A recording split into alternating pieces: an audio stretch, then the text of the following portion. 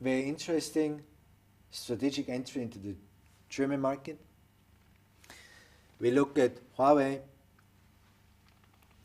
which has started quite early in the European market, which is expanding very fast, which has a very good brand, very good technology, and trying to do it the right way, of course.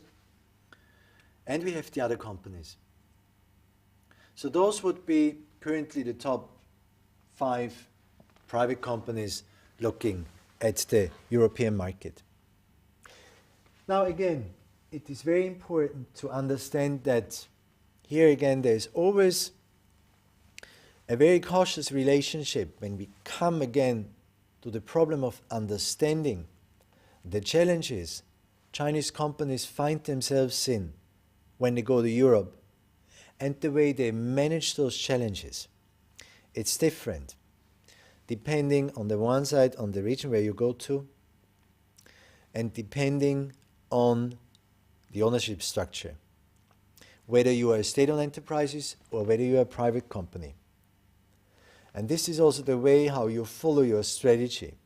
Would you rather go into the market by teaming up with someone? Would it be necessary to have alliances? Are you in a field that can be handled by itself? Or do you require very close contact to the market, to the customers, to people, to the media, whatever, to environmental groups? So this all defines how you would then see yourself in the foreign environment and the foreign market, and how you would, on the one side then, face up to the challenges, and how you would try to manage those challenges. So, to go back again, so that we get to the point of what really our question is today. And again, please remember what was our question and where do we want to go.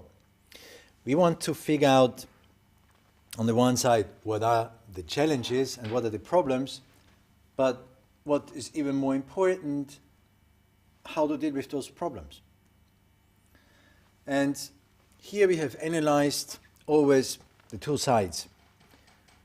The foreign perspective with regards to China and the Chinese perspective with regards to the European market. We have seen that strategies are different and approaches are different. And we have seen that basically the questions and the challenges state-owned enterprises have to face are quite different from the challenges private companies have to face. Now, we get to a next step, which is trying to figure out some reasons and some approaches of specifically what are the main goals, how to deal with that, how that they developed, what has been the result of cases of Chinese companies with regards to mergers and acquisitions in Europe. And there have been good cases and bad cases. I have taken most of the good cases because it doesn't make much sense just to take the bad cases. What we will find is that looking at an overall picture, again, the strategy we've seen before, why do we get into the foreign markets?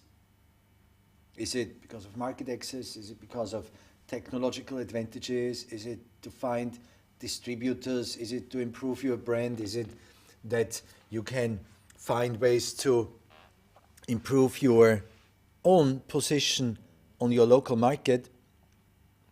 That's different, and that's important to consider. Now, what are reasons for mergers and acquisitions of Chinese enterprise in Europe?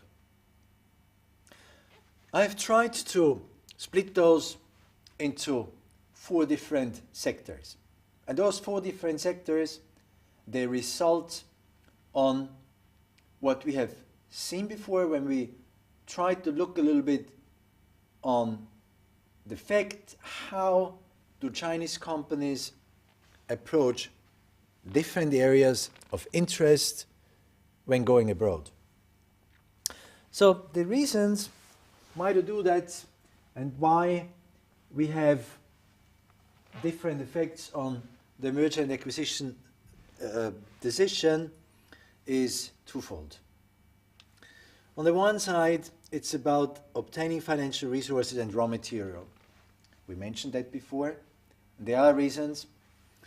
Obtaining financial resources, you want to grow, you might look for a partner, and you want to obtain raw materials. So basically it's about obtaining resources which are important to either guarantee that you can grow internationally on a long-term basis, not just on a short-term basis, or you can secure your further development on the Chinese market.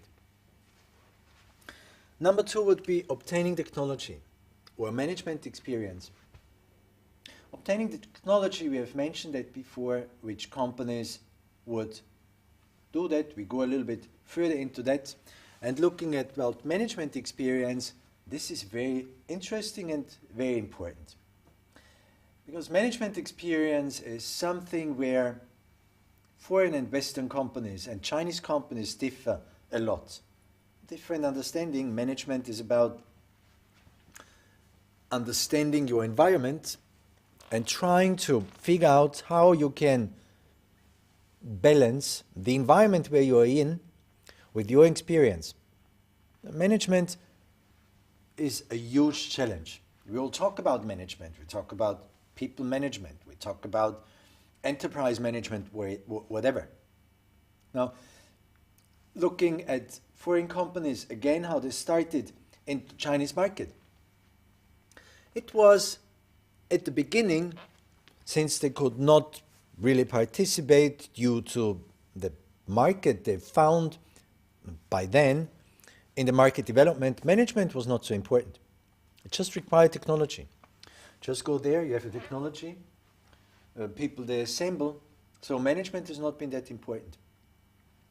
The further European and Western companies expanding into the Chinese market, the further they explored and the further they grew, they further figured out that the main challenge is on management. So how to deal with everything, how to deal with the complete different environment, how to manage people, how to manage resources, how to manage everything. So also Chinese companies, they do know. And here the challenge is much bigger than for many European companies when they first got into the Chinese market. How do they manage that in Europe? And we will see that currently the phase many Chinese companies are into with regards to developing the Chinese market, the European market, is about management. And it's about how to deal with the environment, how to deal with your stakeholders, how to deal with customers. As you see, as we have seen before, the further you get into the European market, the more transparent you are. So suddenly, you have to manage a lot of things you never thought about. And suddenly you have to manage a lot of things which are completely different from what you would think about as a company. And this again, that management experience does not only relate to company management, but as we will see later, it also relates to environmental management and stakeholder management. Now the third main reason would of course be entry into local markets. And the fourth is purchase of a brand.